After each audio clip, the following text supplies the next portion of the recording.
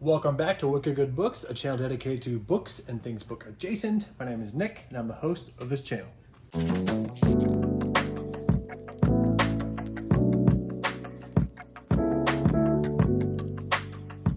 Today we're going to do another book haul for July, or at least the first half of July. I actually realized that some of these books kind of poured over for my birthday. Like I said, we live kind of far from my family now, so sometimes these books come straggling in with the whole pandemic.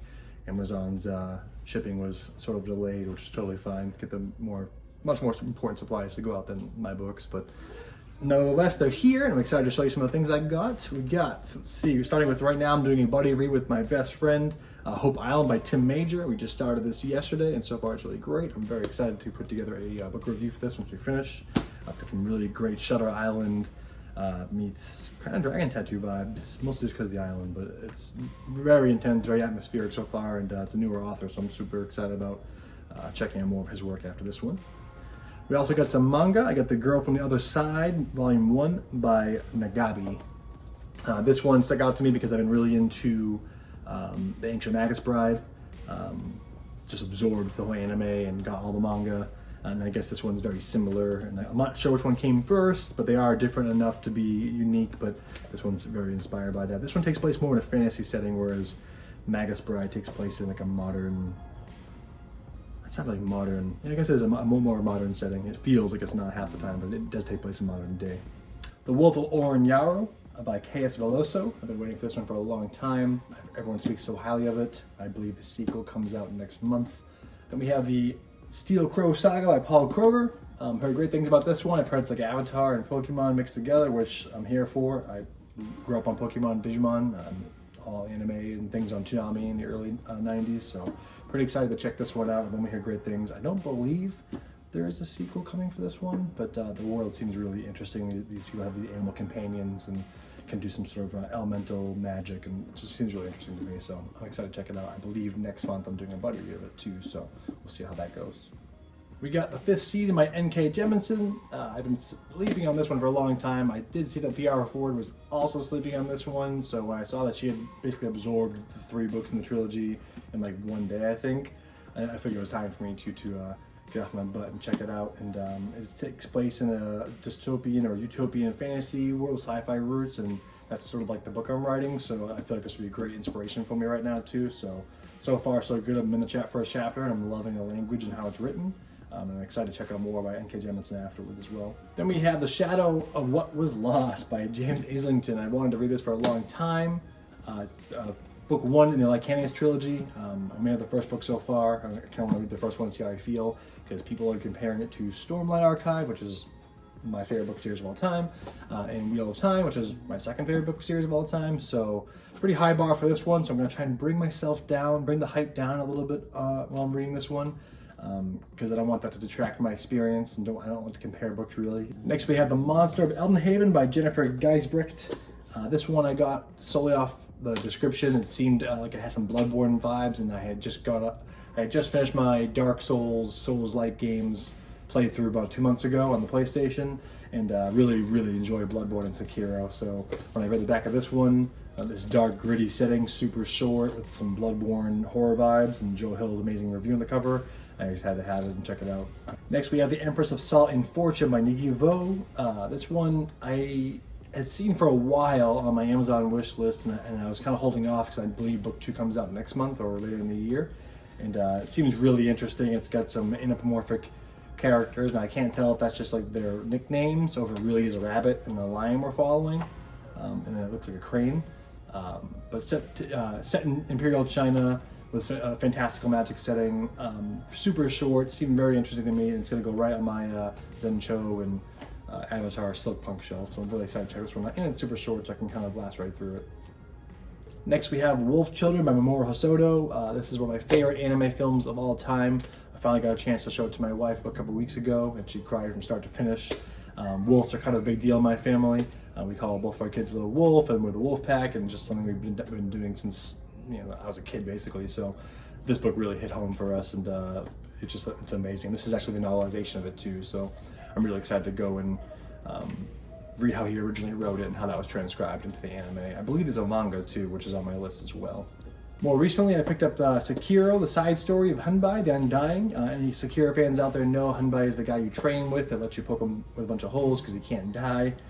It's actually told in manga form and was actually supervised by From Software. So after my From Software kick playing Dark Souls, Bloodborne, and then Sekiro, I'm really interested in checking this one out. I love the character. I thought he was really funny, and the art style is just gorgeous here. I'm very excited to see how the story translates. It's very different from the other mangas I have.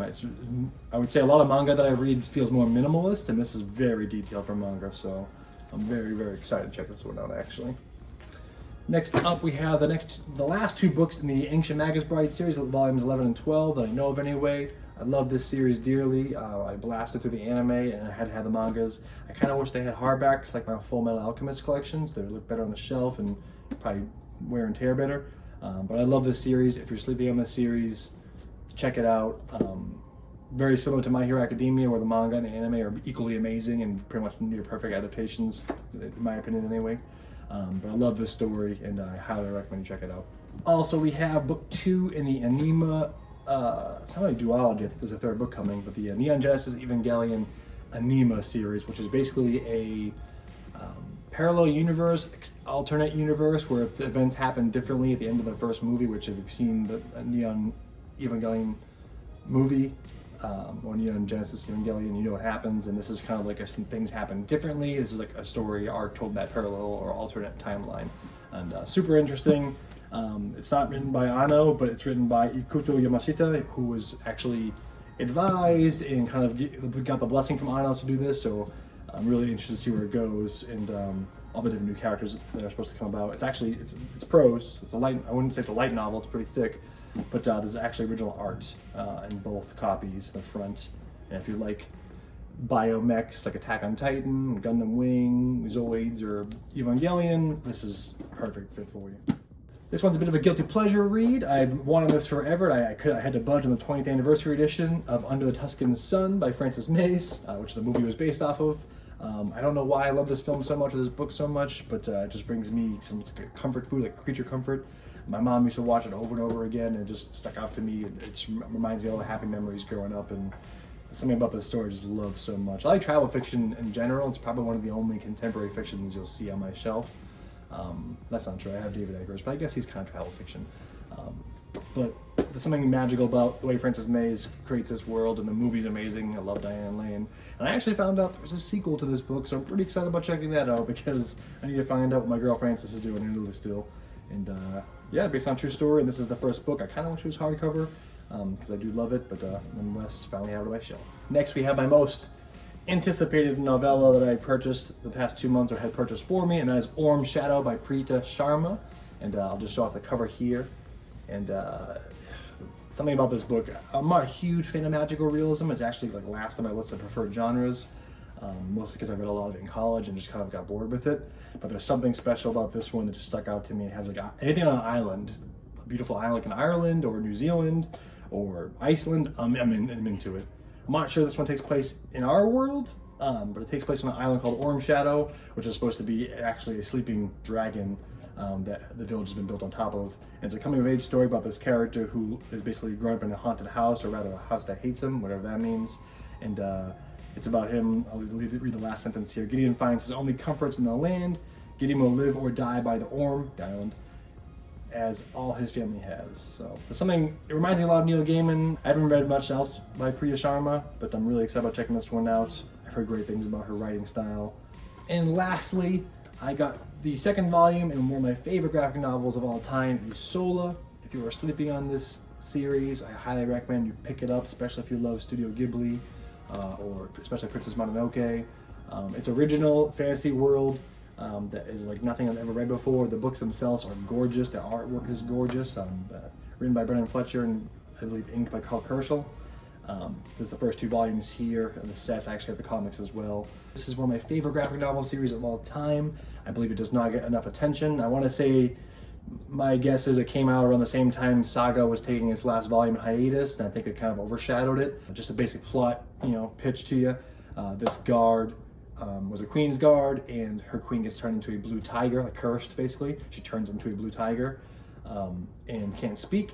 and is now trying to be killed by people that want the throne, assumably, and the guard is now feels responsible to smuggle her queen out of the city and bring her to this magical land to break the curse. And there's just the relationship between the two of them is just one of my favorite character relationships in a graphic novel form, and I highly recommend you pick it up. A really amazing work. I really wish more people were talking about this one. And that's it. That's all we have for July's book haul. I hope you enjoyed the video. I'm probably gonna do some reviews on some of these books that I finish. Some of them I've already read, so I probably won't do.